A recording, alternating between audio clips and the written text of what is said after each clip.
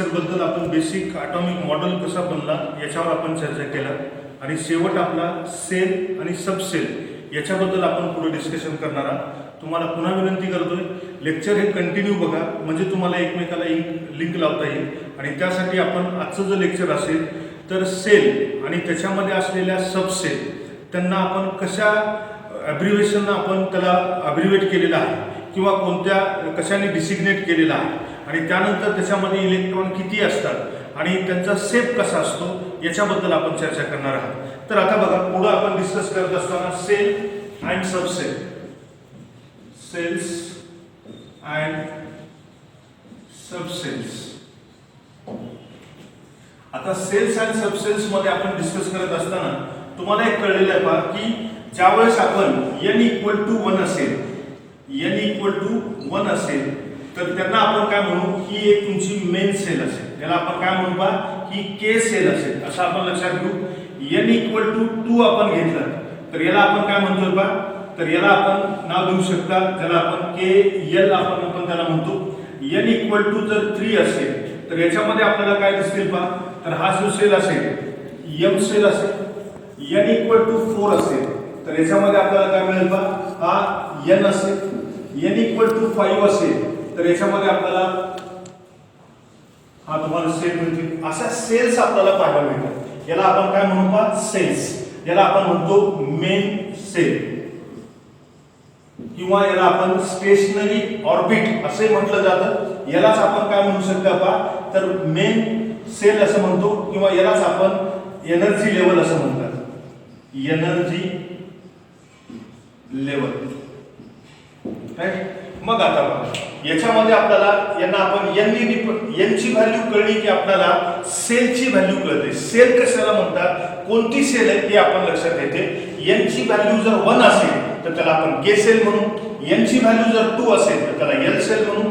n ची value जर 3 असेल तर त्याला आपण एम सेल म्हणतो. n ची व्हॅल्यू 4 असेल तर त्याला आपण एन सेल म्हणतो. n ची व्हॅल्यू 5 असेल तर त्याला आपण ओ सेल असं म्हणतात. अशा इन्फानाइट सेल आयटम्स मध्ये आपल्याला पाहायला मिळतात. पण आपल्याला तेवढी गरज नाही, आतापर्यंत तेवढे आयटम्स आपल्याला डिस्कस झालेले नाही. तर आता बघा, आता सबसेल मध्ये आपण जातो. तर सबसेल साठी आपण काय शब्द लक्षात ठेवायचा, इम्पॉर्टंट शब्द लक्षात ठेवा. The value of n is equal to the number of subshell. म्हणजे मी तुम्हाला काय म्हणतोय, the value of n is equal to the number of subshell in the main shell or energy level.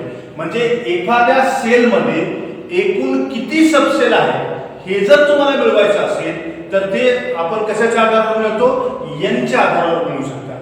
n ची value जेवढी आहे तेवढ्याच तुम्हाला सबसेल मिळतात. म्हणून आपण थोडक्यामध्ये काय लक्षात ठेवायचं आहे पहा, number of is equal to value of n. हे फार महत्वाचं आहे, हे लक्षात ठेवा. म्हणजे नंबर ऑफ सबसेल एखाद्या सेल मध्ये जर पाहिजे असतील तर तुम्हाला कशामध्ये माहिती, कशावर आपण कॅल्क्युलेट करू शकता, व्हॅल्यू ऑफ n वर आपण कॅल्क्युलेट करू शकता. जसं बघा, आता इथे बघा आपण n = 1 आहे म्हणजे याचा अर्थ आपण काय म्हणतो, त्याच्यात सबसेल किती असतील, n ची व्हॅल्यू जर 1 असेल तर सबसेल पण किती असेल, 1च असेल. म्हणजेच आपण याच्यामध्ये सबसेल आपल्याला जे मिळेल तर ती तुम्हाला एकच आपल्याला मिळते. आणि त्याला नाव कसं दिलेलं आहे बघा, त्याला कसं डिसिग्नेट केलेलं आहे, का केलेलं आहे याच्यावर पण आपण डिस्कशन करू. पण याच्यामध्ये सेल असते, याला आपण म्हणतो 1s. त्याला काय म्हणू आपण, 1s. कशामुळं, कारण पहिल्या एनर्जी लेवल मध्ये जो एकच सबसेल असतो तो एक सबसेल म्हणजे s सबसेल असतो, हे आपण लक्षात ठेवायचं. मग आता बघा, पुढे आपण पाहतो n = 2. जर n = 2 असेल तर त्यांच्यामध्ये सबसेल किती असतील तुम्हाला कळेल. आता n = 2 असेल तर सबसेल पण किती असतील तुम्हाला, 2. म्हणजे त्याच्यामध्ये 2 सबसेल आपल्याला पाहायला मिळतील. 2 सबसेलला आपण कसं नाव द्यायचं बघा, याची मेन सेल कोणती आहे, n = 2 आहे, याला आपण 2 लिहू. ही पण काय असेल तुम्हाला, 2 आहे, बरोबर आहे. ही कुणापासून मिळालेले ते 2, तर या दुसऱ्या एनर्जी लेवल पासून मिळाले. मग आता बघा, याला एकाला काय नाव दिलेलं आहे, एस सबसेल, दुसरा काय असेल तुमचा, पी सबसेल. म्हणजे दुसरा सबसेल कोणता मिळाला, पी. आता पुढे बघा, आता जसं n = 3 आहे तर याच्यामध्ये सबसेल किती असतील, बरोबर तुम्हाला आठवतंय 3 म्हणजे त्याच्यामध्ये काय असेल तुम्हाला 3 सबसेल आपल्याला पाहायला मिळतील 3 सबसेल आपण कसं म्हणतो बघा तर 3 सबसेल आपण देत असताना आपण कसे लिहायचे ते आपण लक्षात ठेवू या सर्वांची मेन सेल किती आहे 3 म्हणून आपण काय लिहिला 3 3 3 म्हणजे हा S हा S आणि हा पण सॉरी S हा P आणि हा तुमचा काय मिळतो D म्हणजे 3 सबसेल कोणत्या मिळाल्या एक S त्यानंतर P त्यानंतर काय असेल D इथपर्यंत कळतंय आता बघा n = 4 म्हणजे सबसेल किती असतील आपल्याला 4 म्हणजे त्या 4 कोणत्या असतील बघा याच्यामध्ये मी असं लिहितोय 1 2 3 आणि ही 4 म्हणजे आता बघा या चारही जणांचा आपण जर लिहिला तर मेन सेलची एनर्जी लेवल किती आहे 4 आहे म्हणून मी इथे लिहितो 4 हा 4 हा 4 आणि हा 4 बरोबर आहे आता बघा प्रत्येक सेल मध्ये S सबसेल आहे असं आपण लक्षात ठेवा आणि त्याच्यामध्ये आपल्याला काय मिळेल पहिल्यांदा हा S हा P हा D आणि हा F अशा आपल्याला 4 सबसेल आपल्याला मिळतात याच्यावरच आपल्याला पुढे जायचं आहे ॲटॉमिक स्ट्रक्चर मध्ये हे लक्षात ठेवा 1s म्हणजे काय असेल याचा अर्थ काय लावायचा आहे हे जे असेल तर याला आपण n आणि हा s याचा अर्थ होतो n = किती म्हणजे n = 1 असेल तर इथं 1 येईल n = 2 असेल तर इथं 2 येईल n = 3 असेल तर इथं 3 असं आपण लक्षात ठेवा लक्षात येते मग ह्या सबसेल असतात बरोबर आहे आता बघा याच्याकडे पुढे आपण जाऊ शकता तुम्हाला डिसिग्नेशन G F च्या नंतर G H I असं लिहू शकता पण आपल्याला फक्त जे आयटम्स आपल्याला डिस्कव्हर झालेले आहेत त्यांच्यामध्ये F सबसेल असतेपर्यंतच आपल्याला आयटम्स आपल्याला डिस्कव्हर झाले म्हणून आपल्याला पुढे जायची गरज नाही मग आता बघा हे सबसेल तुम्हाला 4 दिसतात बघा ते कोणते कोणते सबसेल मिळतील मग आपण सबसेल टोटल सबसेल जर आपण पाहिला तर आपल्याला सबसेल किती मिळाले सबसेल = काय मिळतो तुम्हाला S P D आणि हा F असे आपल्याला 4 सबसेल आपण साधारणतः पाहतो याला आपण काय म्हटलेलं आहे तर याला आपण हे शार्प याला आपण म्हणतात प्रिन्सिपल आणि याला आपण म्हणतो डिफ्यूज आणि याला आपण म्हणतो फंडामेंटल आता बघा हे जे आपल्याला मिळालेले आहे जे पीक आपल्याला मिळतात ज्याला आपण म्हणतो लाईटचे जे तुम्हाला वेव्हज आपल्याला मिळालेले आहेत ते वेव्हच्या नेचरच्या आधारावर शार्प असेल तर त्याला S म्हटलेलं आहे प्रिन्सिपल असेल तर त्याला आपण P म्हटलेलं आहे डिफ्यूज असेल म्हणजे एखादा डिफ्यूज स्ट्रक्चरचा असेल तर त्याला आपण D म्हटलेलं आहे फंडामेंटल असेल तर त्याला आपण काय म्हटलेलं आहे F अशा 4 शब्दापासून हे डिसिग्नेशन आपल्याला केलेलं आहे तर हे डिसिग्नेशन कळेल आता बघा पुढे आपला प्रश्न असा आहे हे सबसेल आपल्याला कळले सेल मधून आपण सबसेल मध्ये आलो आता हे सबसेल कशाच्या आधारावर काढायचे ही लक्षात ठेवा तर आपण असं म्हणतोय बा की ज्यावेळेस आपल्याला सबसेल is depends on value of n यांच्या व्हॅल्यूवर डिपेंड आहे मग आता ते कसे काढतात म्हणजे याच्यामध्ये आपण सुरुवात करत असताना आपण काय म्हणतो द सबसेलची व्हॅल्यू जर काढायची असेल तर 0 to n-1 याला एक नाव दिलेलं आहे त्याला आपण क्वांटम नंबर असं म्हणतात आपल्या आत्ताच्या डिस्कशन मध्ये 2-3 क्वांटम नंबरचा किंवा 4 क्वांटम नंबरची आपल्याला गरज पडणार आहे पण क्वांटम नंबर मी तुम्हाला डिटेल मध्ये शिकवणार नाही मग आपण लक्षात ठेवायचा आहे 2 क्वांटम नंबर तरी तुम्ही लक्षात ठेवायचे आहे n हा क्वांटम नंबर काय असेल प्रिन्सिपल क्वांटम नंबर हा जो प्रिन्सिपल क्वांटम नंबर आहे तर हा काय दाखवतो आपल्याला प्रिन्सिपल क्वांटम नंबर तर मेन सेल दाखवतो काय दाखवतो सेल आपल्याला सांगतो बरोबर आहे आता मी जे सांगणार आहे जो तुमचा L असेल याला आपण अझ्युमिकल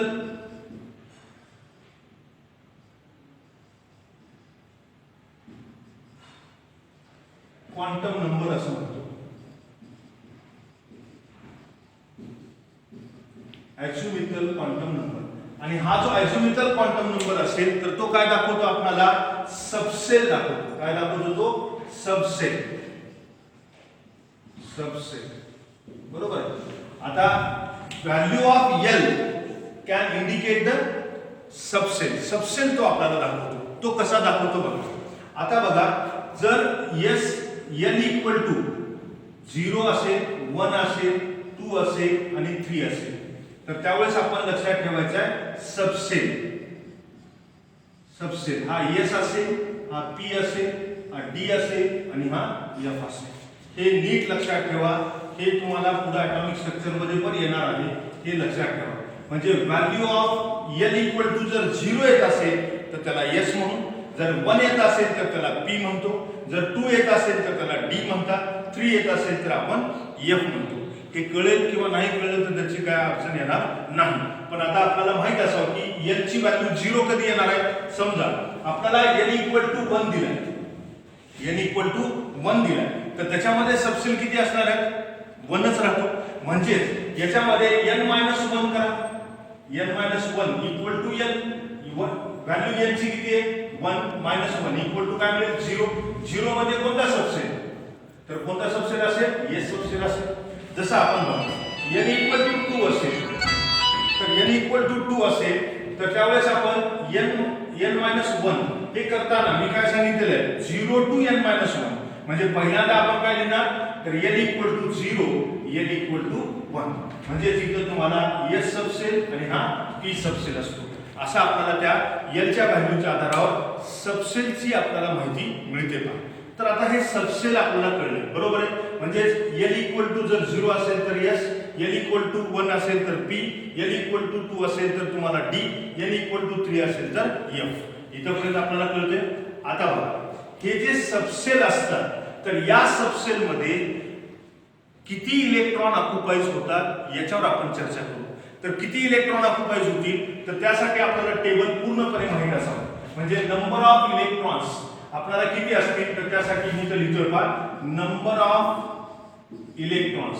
याच्यामध्ये एस मध्ये 2 असतील, याच्यामध्ये 6 असतील, याच्यामध्ये 10 असतील, याच्यामध्ये 14 असतील. हाही टेबल आपण लक्षात ठेवायचा आहे. म्हणजे 2 हे तर टेबल आपल्याला नक्की लक्षात ठेवावे लागतील पहा, की ज्याच्यामध्ये आपल्याला एका सबसेल मध्ये किती इलेक्ट्रॉन्स असतील तर एस सबसेल मध्ये 2, पी सबसेल मध्ये 6 आणि डी सबसेल मध्ये 10 आणि एफ सबसेल मध्ये 14 असे तुम्हाला या प्रत्येक सबसेलची इलेक्ट्रॉन ऑक्युपाईज करण्याची कॅपॅसिटी आपल्याला माहित असणं गरजेचं आहे. हे लक्षात राहील. तर यानंतर आपण पुढे जाणार आहात की यांचा शेप कसा असतो, म्हणजे ज्याला आपण म्हणता ऑर्बिटल. आता ऑर्बिटल हा शब्द का आला त्याच्यावर मी थोडं बोलतो. मी जास्त बोलत गेला की ते व्हिडिओ आणखी वाढत जातो. कारण आपल्याकडं हिन्सनबर्ग हा एक सायंटिस्ट होऊन गेला. या सायंटिस्टचं म्हणणं असं होतं की इलेक्ट्रॉन हा एका कक्षेमध्ये न फिरता एका स्पेसमध्ये, ठराविक स्पेसमध्ये रिव्हॉल्व होत असतो. आणि जर स्पेसमध्ये रिव्हॉल्व होत असेल, ज्या स्पेसमध्ये रिव्हॉल्व होतो त्यांना त्यांनी नाव दिलं ऑर्बिटल. म्हणजे मी काय म्हणतो तुम्हाला, आतापर्यंत आपण काय शिकला की सेल, त्या सेल मध्ये इलेक्ट्रॉन हे कंटिन्युअसली आपल्याला रिव्हॉल्व होतात असं बोर्सनं सांगितलं, त्याचबरोबर रुदरफोर्डनं पण सांगितलं. पण हिन्सनबर्ग आपल्याला काय सांगतोय की इलेक्ट्रॉन हा जर वेव्ह नेचर मध्ये जर कन्सिडर केला तर करत असाल तर तो पार्टिकल हा वेव्ह नेचर मध्ये जर आपण घेतला तर तो वेव्हच्या फॉर्म मध्ये रिव्हॉल्व होतो. याचा अर्थ म्हणजे आपण मी थोडक्यात तुम्हाला काय सांगतोय बघा. तर याच्यामध्ये आपण काय सांगतोय,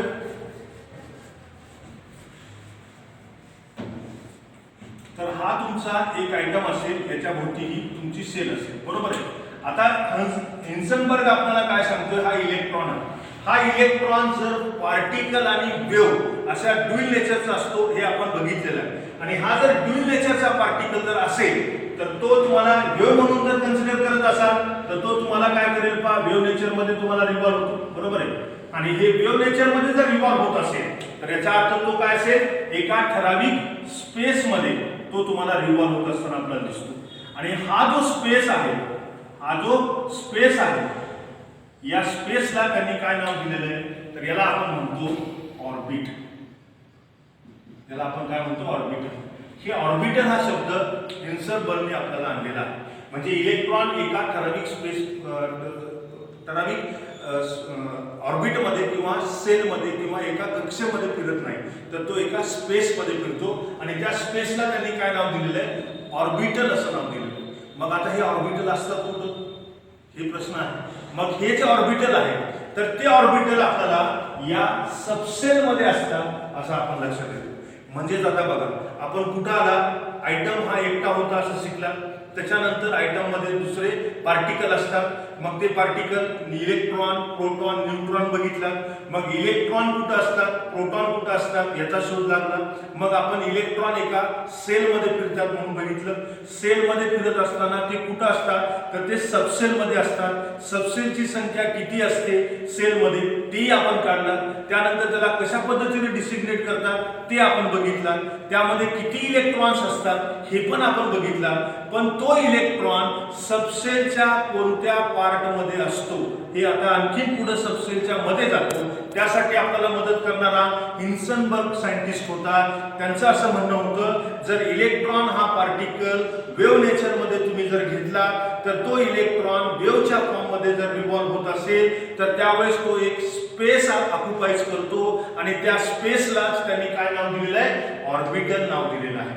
मग आता हे ऑर्बिटल कुठं आले बेटा तर या सबसेल मध्ये आले. मग आता सबसेल मध्ये एकूण ऑर्बिटलची संख्या कोणती किती असते याच्यावर आपण आता चर्चा करू. मग आता ऑर्बिटलची संख्या जर तुम्हाला सांगायची असेल तर ती काय येते, ऑर्बिटलची संख्या सांगण्यासाठी आपण लक्षात ठेवा नंबर ऑफ ऑर्बिटल्स आपल्याला कोणती किती आणि कुठं असतात ते आपल्याला लक्षात यावे. तर त्याच्यामध्ये आपण काय म्हणतो, नंबर ऑफ ऑर्बिटल्स. तर हे लक्षात ठेवायचं पहा, नंबर ऑफ ऑर्बिटल्स पहा, S मध्ये किती असतो 1, P मध्ये किती असतात 3, D मध्ये किती असतात 5 आणि F मध्ये किती असतात 7. हे पण आपण लक्षात ठेवा. ते ऑर्बिटलची संख्या आपल्याला पाहायला मिळते. आता त्याला कसं डिसिग्नेट करतात ते मी तुम्हाला सांगणार आहे. आता S मध्ये एकच असतो. S सबसेलला आपण ऑर्बिटल पण म्हणा आणि सबसेल पण म्हणा, लक्षात येते. म्हणजे त्याच्यामध्ये एकच ऑर्बिटल असतो, तो त्याला आपण S ऑर्बिटल असं नाव दिलेलं आहे, बरोबर. मग आता पुढे आपण बघतो की जर S असेल तर त्याच्यामध्ये S ऑर्बिटल एकच आपल्याला पाहायला मिळतो आणि तो कसा असतो, स्पेरिकल असतो. काय असतो, स्पेरिकल. Spherical in shape. हे शेप पण आपण लक्षात ठेवा. याच्यावर डिस्कस करायला भरपूर वाव आहे, पण आता आपल्या वेळेच्या अभावी म्हणण्यापेक्षा या कन्सेप्टच्या अभावी आपल्याला थोडक्यामध्ये मला तुमच्या डोक्यामध्ये ऑर्बिटल हा शब्द आणायचा आहे आणि मग आपण त्याच्यात बॉन्ड कसा फॉर्मेशन होतो, मॉलिक्यूल कसा फॉर्मेशन होतो, हायब्रिडायझेशन कसं होतं याच्यापर्यंत आपल्याला जायचं आहे. तर त्यासाठी आपण असं लक्षात घेऊ, हा तुमचा S ऑर्बिटल कळला. S सबसेल हा तुमचा सबसेल आहे, सबसेल, आणि याला आपण काय म्हणू, ऑर्बिटल्स, बरोबर. आणि त्याचा हा शेप असेल, ते लक्षात ठेवा, बरोबर. आता बघा P सबसेल आपण जर घेतला तर याच्यामध्ये आपल्याला 3 मिळतात. म्हणजे कोणता, हा PX, PY आणि PZ, बरोबर. तर आता बघा आपण असं गृहीत धरू की एखादा आयटम आहे आणि याच्यामध्ये आपल्याला हा तो स्पेरिकल असतो, ते तुम्हाला माहिती आहे आयटम. आणि याला जर 3 डायमेन्शनली आपण जर बघितला, 3 डायमेन्शनली म्हणजे कसा पहा, हा तुमचा X, हा तुमचा Y आणि हा तुमचा Z ऍक्सिस असेल. म्हणजे इथून तुम्हाला जर 3 डायमेन्शनली आपण जर बघितला तर तुम्हाला काय असेल पहा, हा X असेल, हा Y असेल, समजा हा X असेल आणि हा Z असेल, कोणताही घ्या, काय असेल.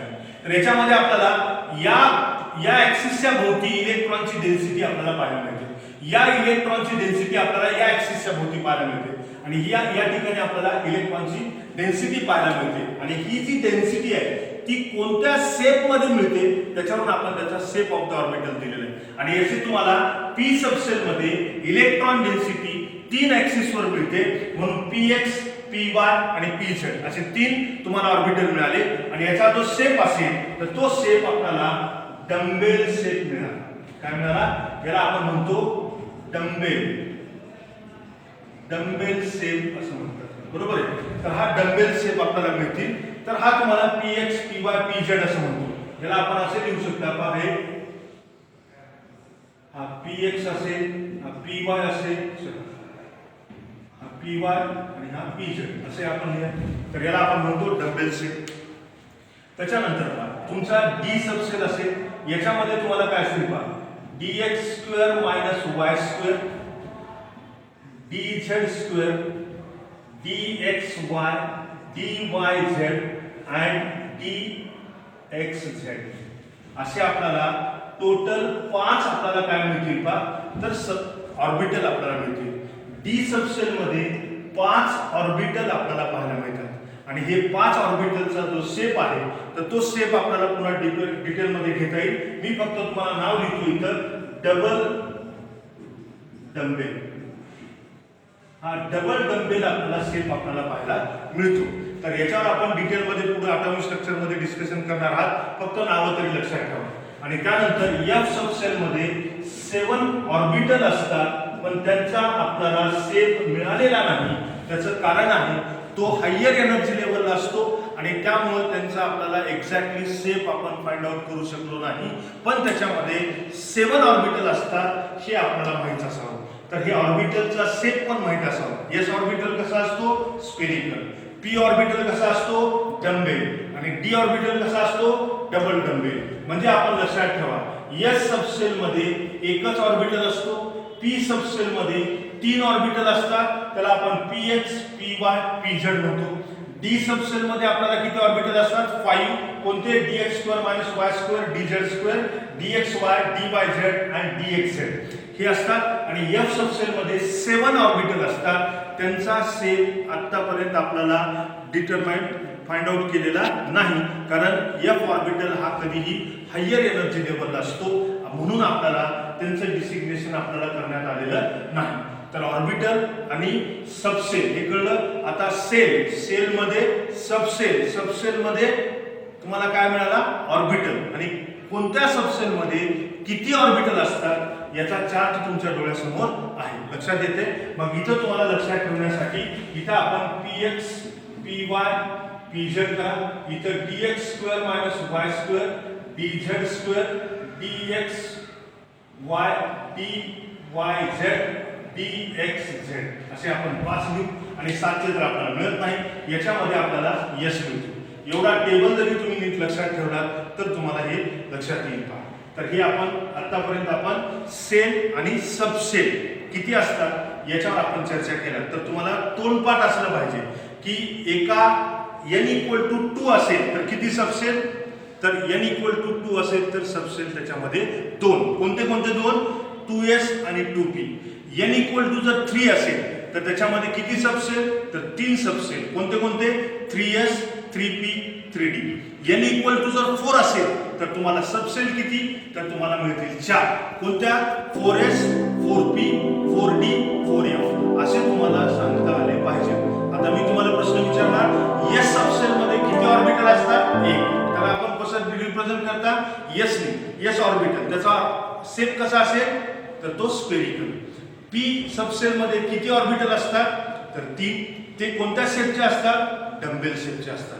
त्याच्यानंतर आपल्याला डी सबसेल मध्ये किती ऑर्बिटल असतात 5. ते कोणते कोणते असतात dx² - y² dz² dxy dyz dxz. आणि एफ सबसेल मध्ये किती ऑर्बिटल असतात 7. मग आता पुढचा प्रश्न तुम्हाला लक्षात यावा की प्रत्येक सबसेल मध्ये किती इलेक्ट्रॉन ऑक्युपाइज करण्याची कॅपॅसिटी असते. तर आता बघा एस सबसेल मध्ये किती ऑर्बिटल ऑक्युपाइज होतात तर 2. पी सबसेल मध्ये किती ऑर्बिटल पी सबसेल मध्ये किती इलेक्ट्रॉन ऑक्युपाइज होतात तर 6. डी सबसेल मध्ये किती इलेक्ट्रॉन ऑक्युपाइज होतात 10. आणि एफ सबसेल मध्ये किती इलेक्ट्रॉन ऑक्युपाइज होतात तर 14. इथपर्यंत तुम्हाला ती माहिती असावी. आता बघा हे फार बेसिक झालं. आता आपल्याला जे कन्सेप्ट जायचं आहे इलेक्ट्रॉनिक कॉन्फिगरेशन कडे जायचं आहे. पण एक लक्षात येते तुमच्या atom nucleus electron in shell सेलच्या सबसेल मध्ये सबसेलच्या ऑर्बिटल मध्ये आपण आला आणि ऑर्बिटल सबसेल या बाबतीत आपल्याला मॅग्नेटिक क्वांटम नंबर आपल्याला एक्सप्लेन करत असतो. त्याच्यावर मी तुम्हाला जास्त भाष्य करणार नाही कारण ते जास्त आणखी डेप्थ मध्ये जाईल. त्या ॲटॉमिक स्ट्रक्चर मध्ये आपण डिस्कशन करणार आहोत. आता आपल्याला जायचं आहे इलेक्ट्रॉनिक कॉन्फिगरेशन कडे. मग त्या ॲटॉमिक ऑर्बिटल कडे आपल्याला जायचं आहे. तर ॲटॉमिक ऑर्बिटल तुमच्या समोर दिसले. कोणते ॲटॉमिक ऑर्बिटल असतील px असेल py असेल pz असेल dx² - y² dz² हे तुम्हाला काय असतील ऑर्बिटल असतील. आता आपण जाणार आहोत इलेक्ट्रॉनिक कॉन्फिगरेशन कडे आपल्याला जायचं आहे. तर इलेक्ट्रॉनिक कॉन्फिगरेशन कडे जात असताना इलेक्ट्रॉनची कॅपॅसिटी प्रत्येक सबसेल मध्ये किती आहे हे पण आपल्याला क्लिअर झालेलं आहे. आता इलेक्ट्रॉनिक कॉन्फिगरेशन आपल्याला डिस्कस करायचं आहे. तर आता बघा इलेक्ट्रॉनिक स्ट्रक्चर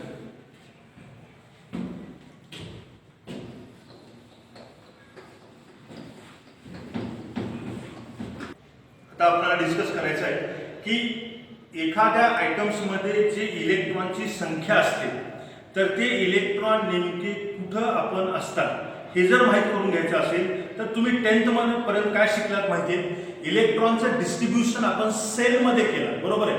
जसं तुम्ही शिकलात पहा, आताचा जो कन्सेप्ट असेल तर electronic configuration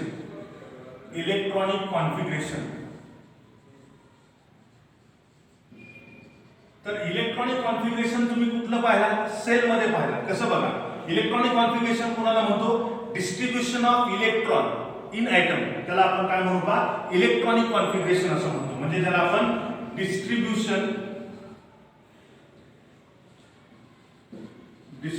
of electrons in atom. Atoms मध्ये इलेक्ट्रॉनचं जे डिस्ट्रीब्युशन आपण करतो त्याला आपण काय म्हणायचं, इलेक्ट्रॉनिक कॉन्फिगरेशन असं म्हणतात. मग आता डिस्ट्रीब्युशन करताना आपण 10वी पर्यंत पाहिला तर तुम्ही काय केलं बघा, सी कार्बन आहे, याचा ॲटॉमिक नंबर तुम्हाला माहिती आहे. एखाद्या आयटम्स मध्ये इलेक्ट्रॉनची संख्या सांगण्यासाठी आपल्याला कोणता नंबर उपयोगात आणला जातो, ॲटॉमिक नंबर. ॲटॉमिक नंबरच्या आधारावर एखाद्या आयटम्स मध्ये इलेक्ट्रॉन किती असतात हे तुम्हाला माहिती आहे आणि त्यानुसार आपण ॲटॉमिक नंबर याचा किती असेल, 6. तुम्ही काय केलं, इलेक्ट्रॉनिक कॉन्फिगरेशन KLM असं आपण केलं. याच्यामध्ये आपण पहिल्या सेलमध्ये 2 8 8 18 18 32 32 असा आपण मॅजिक नंबर लक्षात आहे तुमच्या. त्यानुसार पहा, पहिल्या सेलमध्ये 2 इलेक्ट्रॉन, दुसऱ्या सेलमध्ये किती इलेक्ट्रॉन सांगितले तुम्ही, 4, बरोबर आहे. आता याच्यामध्ये आपण काय म्हणतो, कार्बनचं इलेक्ट्रॉनिक कॉन्फिगरेशन काय लिहितात, 2 आणि 4 असं आपण इलेक्ट्रॉनिक कॉन्फिगरेशन लिहिलं. हे कुठं डिस्ट्रीब्यूट केलं इलेक्ट्रॉन आपण, हे काय असेल आपल्याला, सेल. हे सेलमध्ये इलेक्ट्रॉनिक कॉन्फिगरेशन आपण डिस्ट्रीब्यूट केलेलं आहे. इलेक्ट्रॉन आपण कुठं डिस्ट्रीब्यूट केला, सेलमध्ये. पण आता आपण 11th मध्ये आलात बेटा, 11th मध्ये आपल्याला सेलमध्ये इलेक्ट्रॉन डिस्ट्रीब्यूट करायचं नाही तर सबसेलमध्ये आणि ऑर्बिटलमध्ये इलेक्ट्रॉन डिस्ट्रीब्यूट करायचं आहे. लक्षात येतं मी काय म्हणतोय, आपला शिकण्याचा उद्देश कळालाय. आपण 10वी पर्यंत काय शिकलात की सेलमध्ये इलेक्ट्रॉन कसे डिस्ट्रीब्यूट करायचे. आता आपल्याला काय शिकायचं आहे, या इलेक्ट्रॉनचा नेमका कोणता सबसेल, कोणता ऑर्बिटल हे आपल्याला मिळवायचं आहे. आणि त्यासाठी आपण इलेक्ट्रॉनिक कॉन्फिगरेशन करत असताना the distribution of electron in सबसेल और orbital in items of the elements यालाच आपण इलेक्ट्रॉनिक कॉन्फिगरेशन आपण त्याला म्हणतो. मग इलेक्ट्रॉनचं डिस्ट्रीब्युशन आपण कुठे केलं, सेलमध्ये केलं. आता सबसेलमध्ये करायचं असेल तर त्यासाठी आपल्याला 2-3 गोष्टी लक्षात ठेवणं अत्यंत गरजेचे आहे. कारण बघा, आपल्याकडं हे इलेक्ट्रॉनिक कॉन्फिगरेशन मांडण्यासाठी 3 प्रिन्सिपल्स आपल्याकडे आलेले आहेत. एक अबो प्रिन्सिपल आपण त्याला म्हणतो. अबो हा जर्मन वर्ड आहे आणि तो जो असेल तर याला आपण काय म्हणतोय बा, अबो प्रिन्सिपल.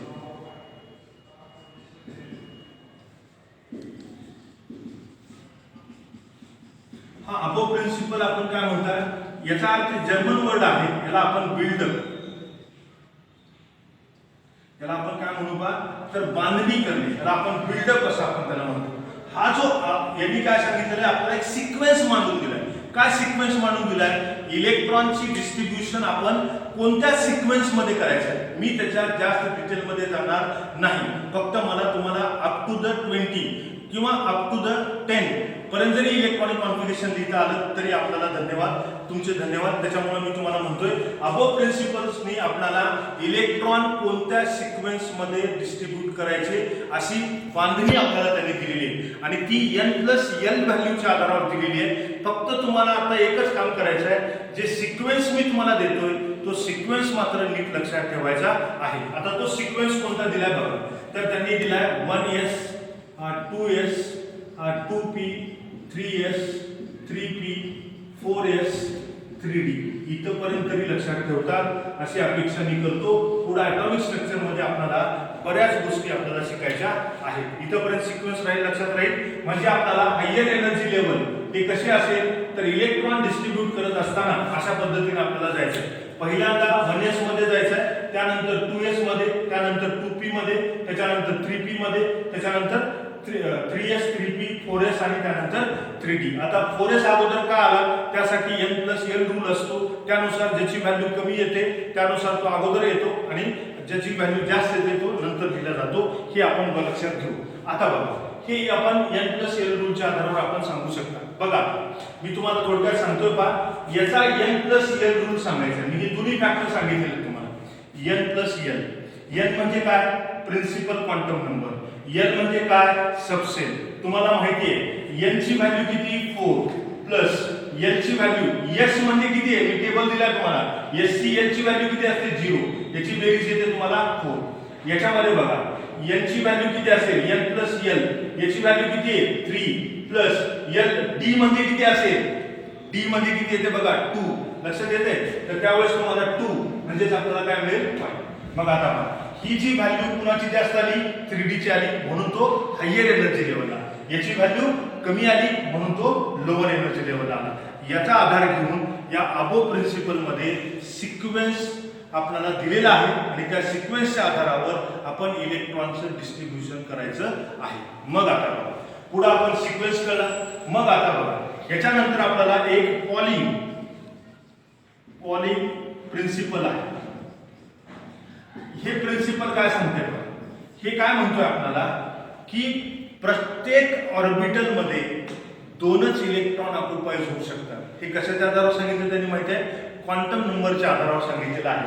त्यामुळे आपण त्याच्यामध्ये न जाता तुम्हाला माहित असावं की ऑर्बिटल मध्ये म्हणतो मी, प्रत्येक ऑर्बिटल मध्ये 2 इलेक्ट्रॉन ऑक्युपाईज होतात. p सबसेल आहे. p सबसेल म्हटला तर किती इलेक्ट्रॉन असतात? टोटल 6. 6 चे 3 सब ऑर्बिटल मिळाले म्हणजे px मध्ये 2, py मध्ये 2, pz मध्ये 2. असे आपल्याला p म्हणजे यांनी आपल्याला काय सांगितलं? p ची कॅपॅसिटी किती? 6 इलेक्ट्रॉनची. मग आता आपल्याला याचे ऑर्बिटल किती मिळतात? तर हे 3 ऑर्बिटल मिळतात. याला आपण px म्हणू, हा py म्हणू, pz म्हणू. म्हणजे याच्यामध्ये इलेक्ट्रॉन आपल्याला किती असतील? हे एक ऑर्बिटल, हा एक ऑर्बिटल, याच्यामध्ये 2 इलेक्ट्रॉन, याच्यामध्ये 2 इलेक्ट्रॉन, याच्यामध्ये 2 इलेक्ट्रॉन, म्हणजे हे एकूण किती झाले? 6 इलेक्ट्रॉन. म्हणून आपण प्रिन्सिपल क्वांटम नंबरच्या आधारावर पॉलिंग एक्सक्लुझिव्ह प्रिन्सिपल मध्ये आपण असं म्हणतो की कोणत्याही एखाद्या ऑर्बिटल मधल्या दोन्हीही इलेक्ट्रॉनच्या 4 क्वांटम नंबरची व्हॅल्यूज हे सेम येत नाही. याचा अर्थ त्यांच्या प्रत्येक ॲटॉमिक ऑर्बिटल मध्ये 2च इलेक्ट्रॉन ऑक्युपाईज होऊ शकतात असं आपल्याला पॉलिंग प्रिन्सिपल नुसार आपल्याला सांगता येईल. मग आता हे 2 इलेक्ट्रॉन आपल्याला भरायचे, मी सांगतो तुम्हाला कसं करायचे ते. त्यानंतर बघा पुढे आपल्याला हुन्स रूल आपल्याला देतो. तर हुन्स रूल नुसार आपल्याला हे पाहिलेलं आहे n+l. या रूललाच आपण हुन्स रूल असं म्हटलं जातं. आता बघा इलेक्ट्रॉनिक कॉन्फिगरेशन कसं लिहायचं हे मी तुम्हाला 1 बाय 1 सांगतो. काही होमवर्क देतो, ते होमवर्क तुम्ही करायचं आहे. आणि एवढाच पार्ट आपल्याला हे इलेक्ट्रॉन कुठं असतात असं जर कोणी विचारलं तर ऑर्बिटल मध्ये असतात हे तुम्ही सांगायचं आहे. मग ते ऑर्बिटल कुठं असतात? तर ते सबसेल मध्ये असतात. सबसेल कुठं असतात? सेल मध्ये असतात. सेल कुठं असतात? न्यूक्लियसच्या भोवती असतात. न्यूक्लियस कुठं असतो? ॲटमच्या सेंटर मध्ये असतो आणि ॲटम हा स्फेरिकल असतो.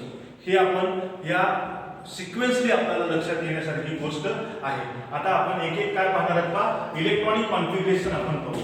आता इलेक्ट्रॉनिक कॉन्फिगरेशन आपण कसं लिहिता?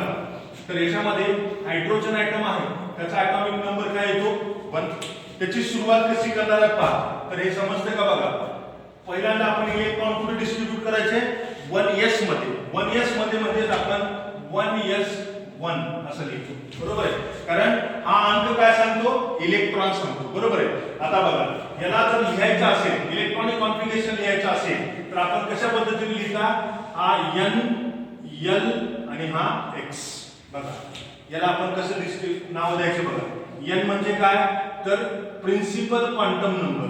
प्रिन्सिपल क्वांटम नंबर म्हणजे ज्याला आपण म्हणता n = 1, n = 3, 2, n = 3. हा l काय दाखवतो आपल्याला? सबसेल. सबसेल म्हणजे कोणते असतील? 0 असेल तर त्याला s, 1 असेल तर त्याला p, आणि जर 2 असेल तर d, 3 असेल तर f. आणि x म्हणजे काय असेल? इलेक्ट्रॉन्स. Number of electrons. बरोबर आहे. तर हे नंबर ऑफ इलेक्ट्रॉन्स आपल्याला दिसतील. बरोबर आहे. आता बघा याच्यामध्ये आपण काय केलं पहा. हायड्रोजन ॲटम मध्ये पहिल्या एनर्जी लेवलच्या s सबसेल मध्ये 1 इलेक्ट्रॉन असतो असं आपण सांगायचं आहे. तसंच बघा आता आपण येणार आहात हेलियम. हेलियमचा ॲटॉमिक नंबर किती येतो? 2. याच्यानुसार 1s2. बरोबर. आता बघा एस अटॉमिक ऑर्बिटलची आपल्याला कॅपॅसिटी किती सांगितली, एस सब शेलची 2 इलेक्ट्रॉनची. आता बघा त्याच्यानंतर येतो तुमचा कोण, तर हा लिथियम. लिथियमचा अटॉमिक नंबर काय असेल तुम्हाला 3. त्यानुसार आपल्याला काय मिळेल का 1s2. आता 2 च्या 3 लिहू नका, कारण एस ची किती इलेक्ट्रॉन कॅपॅसिटी आहे 2. मी टेबल दिलाय तुम्ही लक्षात घ्या. तर एस ची कॅपॅसिटी किती 2. मी पुन्हा एकदा लिहितोय, एस ची कॅपॅसिटी 2, पी ची कॅपॅसिटी 6 आणि डी ची कॅपॅसिटी 10 आणि एफ ची कॅपॅसिटी किती असेल 14 इलेक्ट्रॉन्स. बरोबर आहे. आणि त्यानुसार बघा आता एस ची 2 कॅपॅसिटी संपली, मग आता आपण पुढे जायचं 2s मध्ये यायचं. आता 2s मध्ये येत असाल तर याच्यामध्ये आपण काय लिहितो 2s. आता बघा याच्यात टोटल इलेक्ट्रॉन किती 3. त्याच्यापैकी किती इलेक्ट्रॉन इथे दिले आपण 2, राहिले किती 1. म्हणून आपण इथे लिहायचा 1. असं लिहायचं 1s2 2s1. आपल्याला हे इलेक्ट्रॉनिक कॉन्फिगरेशन आपल्याला लिथियमचं पाहायला मिळालं. त्यानंतर बघा बेरिलियम. बेरिलियमचा अटॉमिक नंबर काय असेल 4. आता याचं कॉन्फिगरेशन लिहायचं आपल्याला 1s2 बरोबर. त्यानंतर 2s. आता बघा इथं 2 इलेक्ट्रॉन गेले, शिल्लक राहिले किती 2. 2 कुठे ठेवू शकतो आपण s मध्ये ठेवू शकतो. त्यानुसार आपण इथे लिहिला 2. म्हणजे इथं 4 इलेक्ट्रॉन झाले, इथं 3 इलेक्ट्रॉन, इथं 2 इलेक्ट्रॉन, इथं 1 इलेक्ट्रॉन. हे लक्षात ठेवा. ॲटॉमिक नंबर इलेक्ट्रॉनची संख्या सांगतो, इलेक्ट्रॉन आपल्याला x सांगत असतो, याची बेरीज करायचा. आता राहिला तुमचा बोरॉन. याचा ॲटॉमिक नंबर काय असेल 5. त्यानुसार बघा आता काय लिहिणार पहिल्यांदा 1s.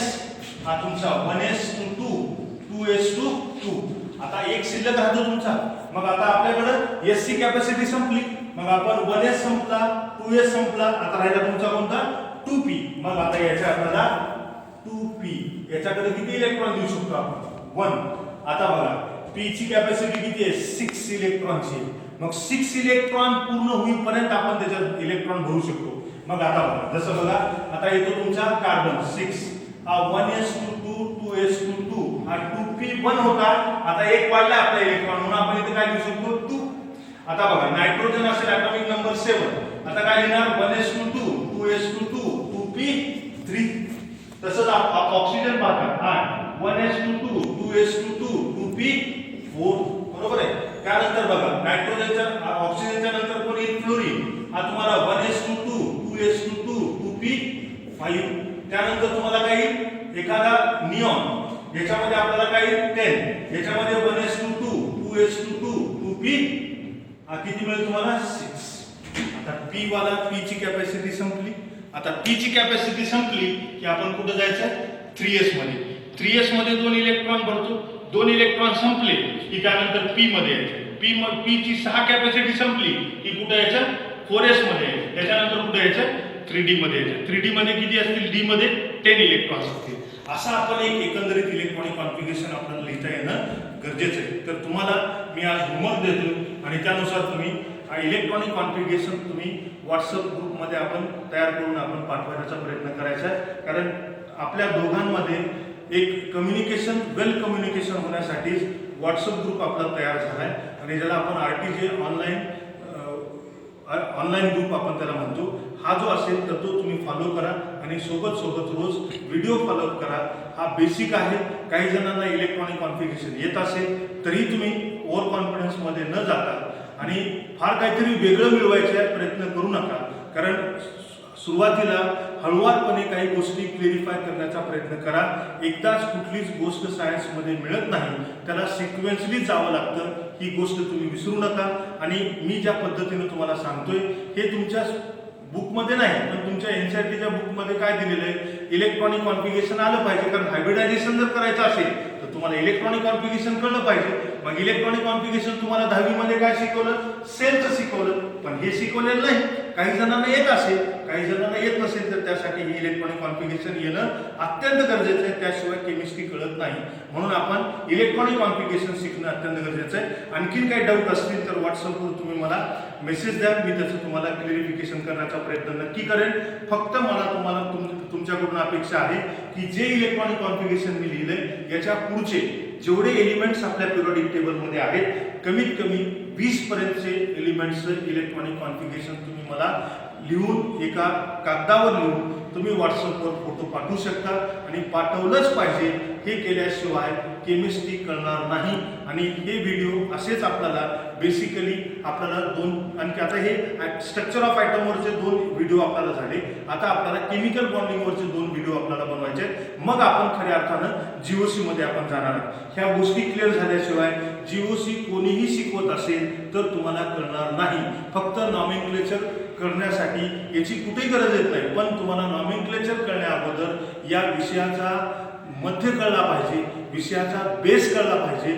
त्यासाठी ह्या गोष्टी येणं अत्यंत गरजेचं आहे. तुम्हाला नॉमेनक्लेचर 100% येईल, त्याची हमी मी तुम्हाला देतो. आणि आमच्या टीममध्ये फिजिक्स असो किंवा बायोलॉजी असो, याच्यामध्ये आपल्याला नामवंत टीचर आहेत आणि परफेक्ट टीचर्स आहेत. आणि तसे टीचर्स तुम्हाला अहमदपूरमध्ये तर मिळणार नाहीत. आणि याच्यासाठी मी तुम्हाला विनंती करतो, आमचे व्हिडिओज तुम्ही फॉलो करता. आणि त्याचबरोबर आमचे व्हिडिओ जर तुम्हाला चांगले वाटत असतील, चांगले लक्षात येत असतील, आवडत असतील, तर तुम्ही लाईक आणि शेअर करायला विसरू नका. धन्यवाद.